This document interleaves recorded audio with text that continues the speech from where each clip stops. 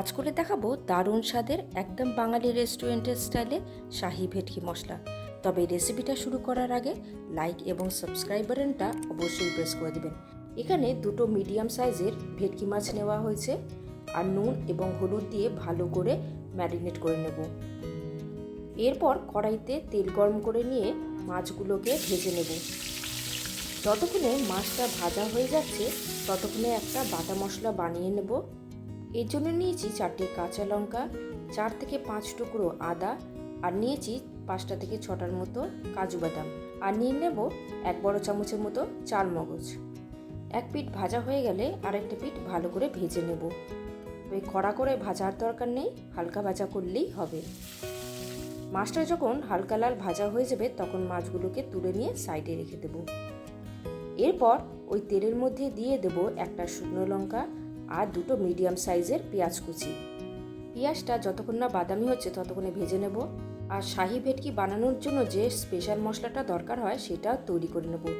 এই স্পেশাল মশলাটা বানানোর জন্য নেওয়া হয়েছে জিরে, মৌরি, ধনে, 3টে এলাচ এবং একটি শুকনো লঙ্কা। মশলাটাকে শুকনো কড়াইয়ে ভালো করে ভেজে নেব। মশলাটা ঠান্ডা হয়ে আসলেই গুঁড়ো করে নেব, বেশি ফাইন পাউডার করার দরকার নেই। এদিকে পেঁয়াজটাও ভাজা হয়ে গেছে। পেঁয়াজটাতে যখন বাদামি রং হয়ে আসবে তখনই দিয়ে দেব বেটে রাখা মশলা। এরপর দিয়ে দেবো স্বাদ মতো চিনি আর স্বাদ মতো লবণ দিয়ে ভালো করে মিক্স করে নেব। যতক্ষণ না মশলা থেকে কাঁচা গন্ধ চলে যাচ্ছে এবং তেল ছেড়ে যাচ্ছে ততক্ষণ ভালো করে কষে নেব। আর মশলাটা যাতে কষে যায় তার জন্য অল্প পরিমাণে জল দিয়ে দেব। দেখতেই পাচ্ছেন মশলা থেকে তেল ছেড়ে এসেছে। আর আপনাদের কাছে একটাই রিকোয়েস্ট, আমাদের রেসিপি যদি আপনাদের ভালো লাগে তবে ডলিস রেসিপি চ্যানেলটি অবশ্যই সাবস্ক্রাইব করে নেবেন। এরপর দিয়ে দেবো দই।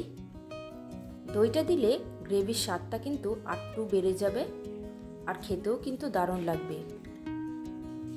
দেখতেই পাচ্ছেন কত সুন্দর রং এসেছে। এরপর ভেটকির যে আসল মশলা সেটা দিয়ে দেব। এই মশলাটা দেওয়ার জন্য রান্নার স্বাদ কিন্তু অনেক গুণ বেড়ে যাবে। আপনারা যে কোনো অনুষ্ঠানে এই রেসিপিটা বানাতে পারেন। এরপর দিয়ে দেবো সামান্য জল। এখানে আমি হাফ কাপের মতন জল দিয়েছি। গ্রেভিটা যখনই ফুটে আসবে তখনই দিয়ে দেবো ভেজে রাখা মাছ। সামনেই পুজো, তো প্রত্যেকের বাড়িতেই ভালো মন্দ রান্না তো হয়েই থাকে। রেস্টুরেন্টে যাওয়ার আগে এই মাছের রেসিপিটা বাড়িতে একবার অবশ্যই ট্রাই করতে পারেন। আশা করছি আপনাদের ভালো লাগবে। আর আমাদের রেসিপি কিন্তু একদম রেডি।